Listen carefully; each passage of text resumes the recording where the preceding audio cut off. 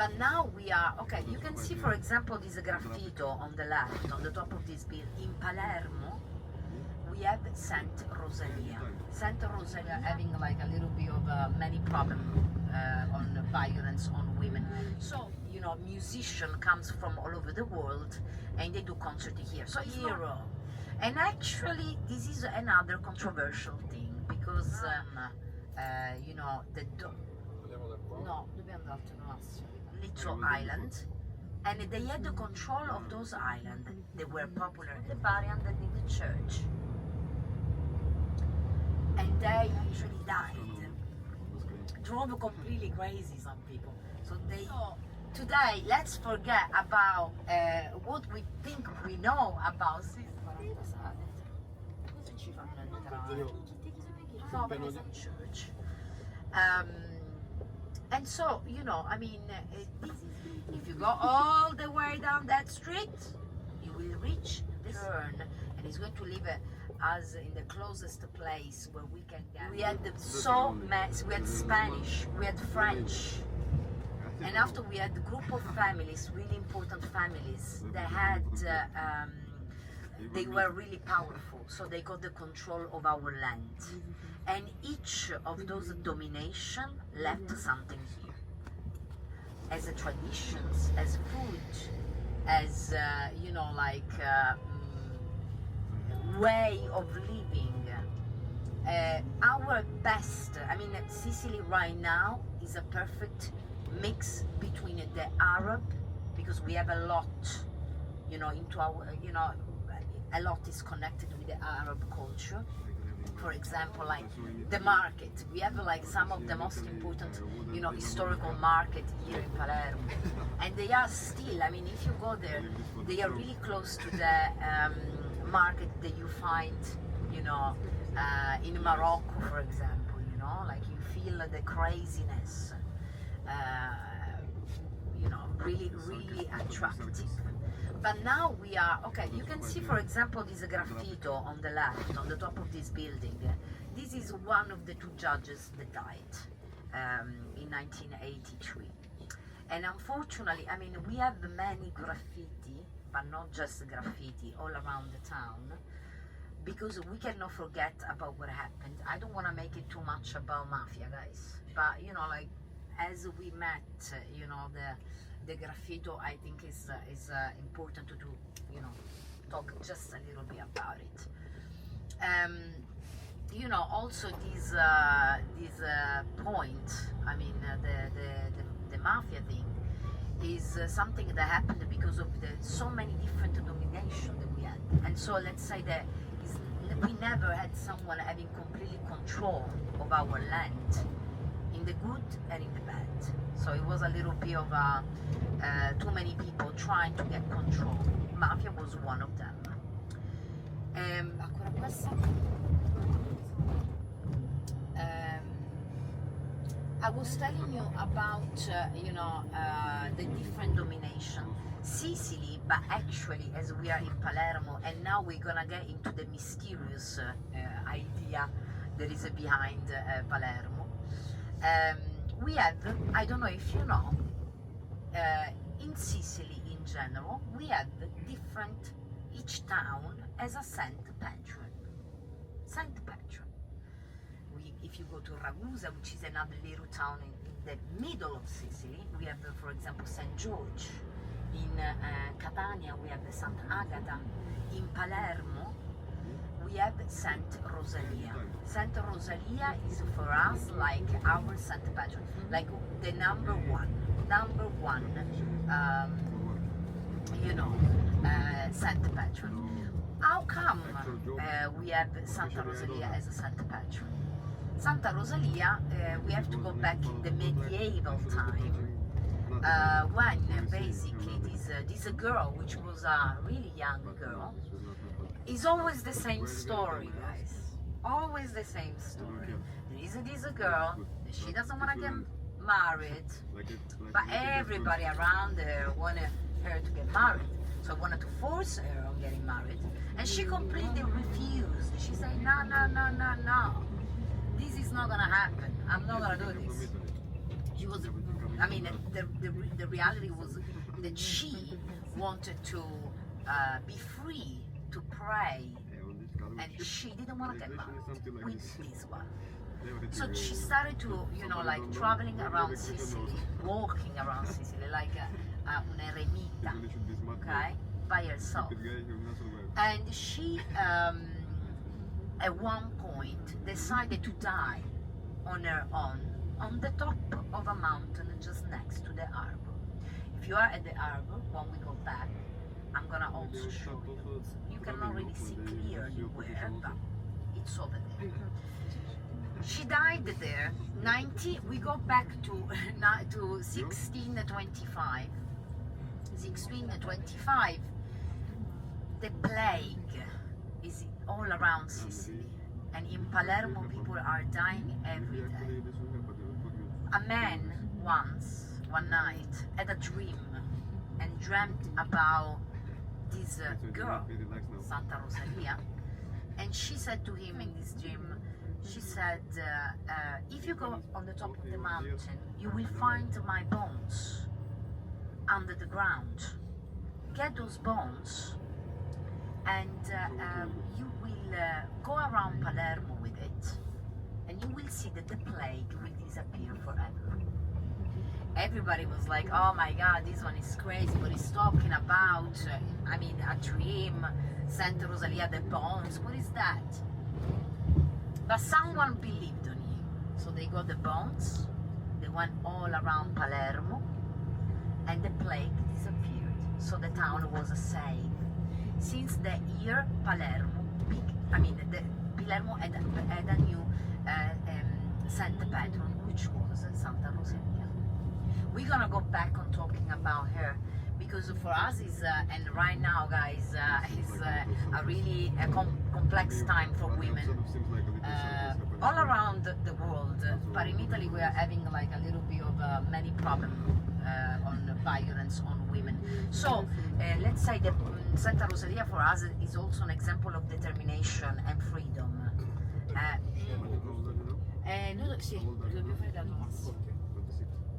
So it's not just about a religious thing, but it's also about a spiritual thing, okay? Like having an example like that as a woman that lived so long ago. We're gonna go back to talk about her, because this is not really the end, and also because we are gonna be next to the cathedral where, you know, there is something that I want to show you there. Okay, this is Via Libertà, Freedom Street. And this is considered the most dangerous street in Palermo. Why? Because of shopping. I mean, yeah, look at that, look around you. I mean, really, it's really, really dangerous. But this one, this street, is always been, you know, a street full of villas. We have to go back in the 50s, okay? Like the richest family of Palermo had villas, you know, like gardens, beautiful houses that unfortunately during the 70s they've been completely destroyed because of an aggressive reconstruction of the town. Here on the right you have the Teatro Garibaldi Politeama, which is considered the second opera house in Palermo, and this opera house is right now, like, I mean, used mainly for you know, concerts. You know, musician comes from all over the world and they do concert here, so it's not necessarily like an opera house. Now we are going to pass by the one that is considered #1 opera house of Palermo. The Teatro Garibaldi, you know, the name already, you know, is a click to wherever, you know, happened once Garibaldi arrived to Sicily to unify Italy. It was 1860. In the 1 year, 1865, the unification of Italy happened. So Garibaldi was the hero. And actually, this is another controversial thing, because it's not that everybody considered Garibaldi the hero. You know, someone considered him just another one conquering, you know, Sicily. So don't let the Sicilians on their land. So really, really controversial. But we have to go back in time of, we are at the end of the 1800s, and how come, you know, Andiamo da qua? No, dobbiamo andare no, no, sì, per forza, aspetta. Sì. Oppure prendi da... No. No. Sì, sì, prendi da qua, Ci bravo. possiamo Sì, salire sì, da là. perché poi l'hanno fatto senza unico, guarda. We are sinistra, talking, sì, sì. Because they basically those years we are at the end of the 1800s, the beginning of 1900. Palermo had a you know, a huge economical, you know, boom. You know, I don't know if you are familiar with the family Florio, the Florio family. You know, they did some movies, they did like many books talking about them. The family Florio, just to give you an example, guys, because we could talk about them for 3 months, and we don't have this time today. But you have to know that the Florio family was the first family that at the end of the 1800s, you know, was commercializing product like Marsala wine, ceramics. They were the first one of, you know, putting the tuna at destra, the tuna into the cans. They were the first one in the history, okay?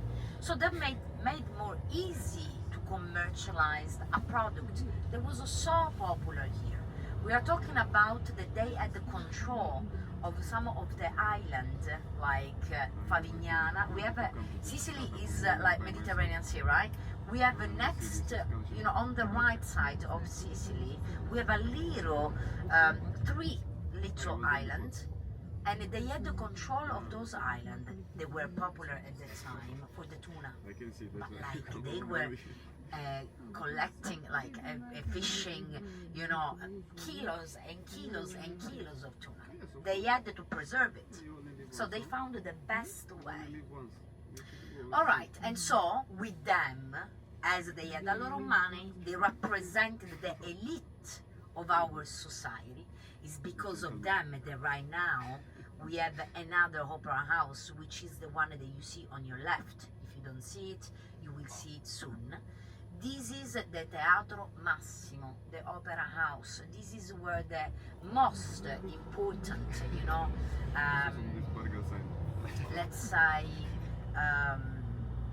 opera shows, but they are connected also with the ballet, are represented here in Palermo.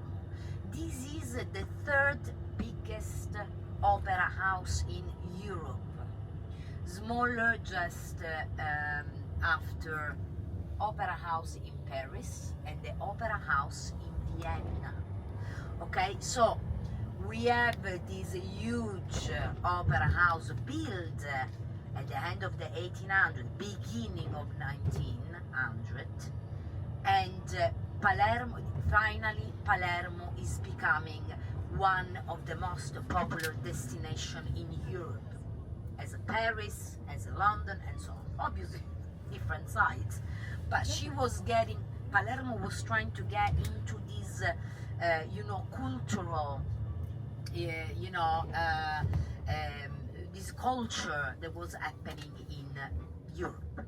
So it's because of the family of the Florio family. It's because of, you know, the money that was coming here and was happening here. So we finally had a big transformation, you know, of this town, and many more palaces, you know, were built.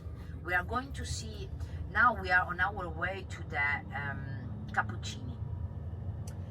The Cappuccini, we have to go back in the 1700s, okay? So we are talking about, I mean, it's really surprising to see how well preserved those bodies are. You know, this kind of visit is not for everybody, but I'm sure you know what we are talking about, you know? Because it can be, let me use the word, you know, a little creepy, let's say, which is not, because the reason why those people are like that, it was because of a really, let's say, traditional, you know, thing that was happening during those times. And how this happened, I mean, this collection of body happened, it was something natural. So we are going to, at the base of a church, so the catacombs are underneath the church. So this is a religious place. We are talking about Cappuccini, the order of these monks are Cappuccini. And basically they started to use, we have to go back in the 1500s, when they started to bury some of them underneath the church. At the beginning, they were like 45. They were just putting those bodies underneath the church. They put the body underneath the church, and they, after few years, they checked on those bodies, and they found 45 of them naturally mummies. They became naturally some mummies, So this was like shocking, because I mean, they didn't put any treatment to those bodies. How is that possible? The 45 body of 45 monks, they were buried underneath the church, became naturally mummies. It was really, really strange. So as they understood that the location was really unique, because they didn't have much humidity there, so the bodies naturally left, the liquid, and they became basically like dry. They dry out. So they decided to make those catacombs bigger. So they started to build corridors and corridors, as we are going to see, and they started to let the people, rich people, of course, to have the possibility to do something like that. So if someone of their family was dying, they could do this process to the body of their family members. And we are talking about more than 2,000 people that decided to do something like that. Obviously, the technique were different, like they did some experiment about how to make this technique of stuffed, let's say, bodies in the best way, and to leave to the body the most natural look that looks actually alive. Guys, we are talking about a tradition that lasted century. We have one last, because this is not legal anymore. I mean, this is not a pratique that you can still do, because is against many concepts, many ethically not correct, let's say. Even because there are many stories about people that became crazy about keep seeing the body of their family members. Like when someone die, you don't see it anymore. The fact that you can still see and visit someone that actually died drove completely crazy some people. So they preferred to stop on doing this. The last person that was that did this, he was buried in the catacombs of Palermo. He was a young girl, 2 years old, Rosalia Lombardo, and she is considered the most beautiful mummies in the world. She was a baby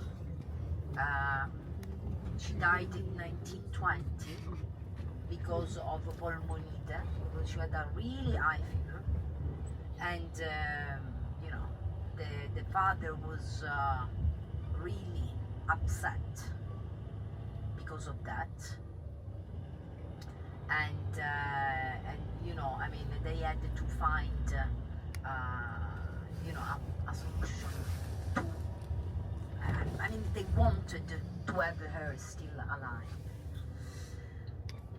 This was really, I mean, we had so many people coming here and do research on her that is, you know, unbelievable.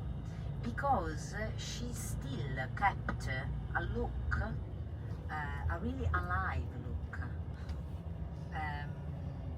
There was a time that we are going to see her, of course, but there was a time that her body, her eyes opened up, and that was a little bit shocking for everybody, you know, because and that was, they found out that there was, you know, like consequence of the you know, like the skin was tied up so much after so many years that it was like kind of still elastic, which is something unbelievable.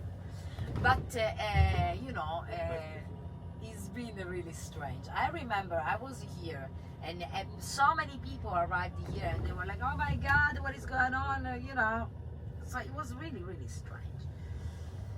But you know, well, there is sometimes, you know, mysteries. This is what we are talking about at the end of the day. Okay, guys, we just passed by, you know, like one of the most crucial area in Palermo, which is Piazza Indipendenza, and this is where we are going to go back, you know, after to walk to the Cathedral of Palermo. So we are going to jump in centuries. We saw Belle Époque with our opera houses, and now we saw like we are going to see like something from the 1500 and 1700, and after we are going to see to the Cathedral of Palermo, you know. So it's like cathedral, we have to go back in the year when the Normans arrived here in Sicily, which is the year 1000, guys. So we are jumping in so many different eras of our history, that please, one experiencing whatever we are going to experience. I know that you are coming from beautiful places. I mean, this is not the only place where we have like so much history, I know, but we also obviously appreciate our history and our traditions, and you know, I mean, we've been always we had a big cross on us, which has been big stereotypes about how we are and what we are and our history. So today, let's forget about what we think we know about Sicily, and let's find out about how long ago things were done here. How long ago, you know, we had so many people try to conquer, leaving something, and the amazing thing, and that we can still enjoy this. Okay, it's unbelievable. Okay, dobbiamo vedere ora se che ore sono, è 47. Cosa ci fanno entrare? No, perché se piano di così non no, lo so. Fammi vedere qua se... Sì, no. fammi vedere come puoi posteggiare, è diverso. C'è un casino. No, ma noi dobbiamo farci al limite un giro, perché secondo me non ha senso. Non ci fanno entrare ora. Che devo fare? Aspetta un secondo, fammici parlare.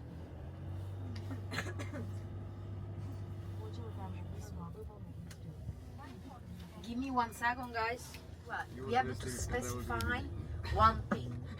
That the Norman time, they've been the best time ever in Sicily, because the Normans were the one that they did something really unique. There is no, unfortunately, it's not something popular around the world, which is the Normans, when they arrived, they kicked out the Arabs.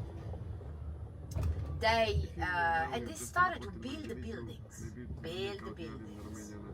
like the Cathedral, the Royal Palace, and so on. But they didn't kill all the other civilizations that we had here. Instead, they were really tolerant with the different cultures, and they were like in a kind of harmonic,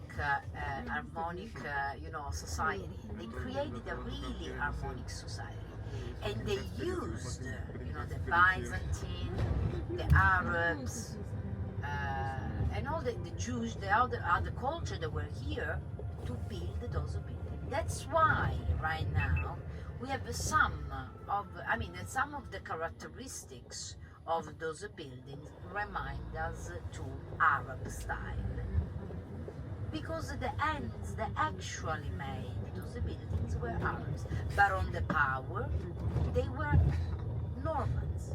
Do you remember where the Normans were from? Who they were?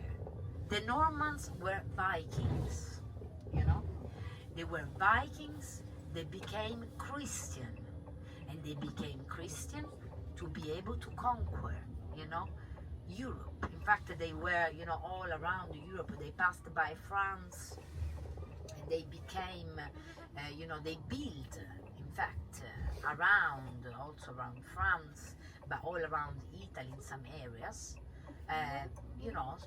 many Catholic church. In fact, the Cathedral of Palermo was originally an Arab mosque that was rebuilt following the Christian Christian religion, Catholic, and it became a church. So from a mosque to a church. This street is a long street. There is the same street that we are going to reach really soon, where the cathedral is. This street is a long street that brings you to Monreale. Monreale is a little town where there is another church, Norman church. And so, this is going to be the pedestrian street where you will have mostly of your free time. After, as we are approaching our, bus stop, guys, if you are thinking that you want to stay around Palermo, so you don't want to come back with me with the bus, take all your belongings. But please, if you ever leave the group, give me the radio back. Yeah? If you are leaving me, let me know and give me the radio back. In this way, I know that you are leaving on your own. You are going back to the harbor on your own. I'm going to give you orientation in the case you want to go on your own. It's really simple. If you go all the way down that street, you will reach the sea. And your boat is on the left. So straight down on the left. That's it. Easy. But please, because I will need the radio. Okay, so can you see this kind of, this is a gate in front of us. If we are keep going that way, this is a gate. This one is Porta Felice, Porta Nuova, sorry, new gate. Because if you go all the way down that street, you will have another gate like that, and is called Porta Felice. So this is new gate. Another one at the end of this street, just next to the water, is Porta Felice, Happy Gate. Those gates were built under the Spanish people. We had Spanish on the power here in Sicily, well, in the south of Italy. And basically they were, they also built many of the buildings that we have here. Now, I mean, we are going to walk through, because now Costantino is going to turn and he's going to leave us in the closest place where we can get access to you know, our you know, walking tour to the cathedral. This one is a really crowded area. Why? Because there is the university just around the corner. The University of Palermo is one of the most popular all around Sicily. We have two main universities, Palermo, Catania, the second biggest town in the island. And after, you have all the people that come here from all the other towns, you know. So this is the season where, you know, like the exam season started, and so many people spent their, you know, Christmas holiday back home, and now they are back to town. So we are experiencing, you know, like the back, you know, coming back to town kind of traffic. But here there is also one of the most popular hospital, that is also university hospital. So that's why it's a little bit, you know, really crowded today. But it's just the time that we go around, and we will be you know, where our bus stop is. This is the square Indipendenza, the Piazza Indipendenza, Independence Square, and It's on the ship. I already know, but it's more complicated to be explained. It's not that way. University, I think, ma che giro stanno facendo loro? Chi? Loro? Ah, perché questi là non si possono fermare. Neanche qua. Guys, I don't know if you know you know, the Sicily has its own parliament. Now I found out why not. In this building where you see like three flags is you know, like the parliament of Sicily, because we are considered a special region in Italy, and we have our own parliament.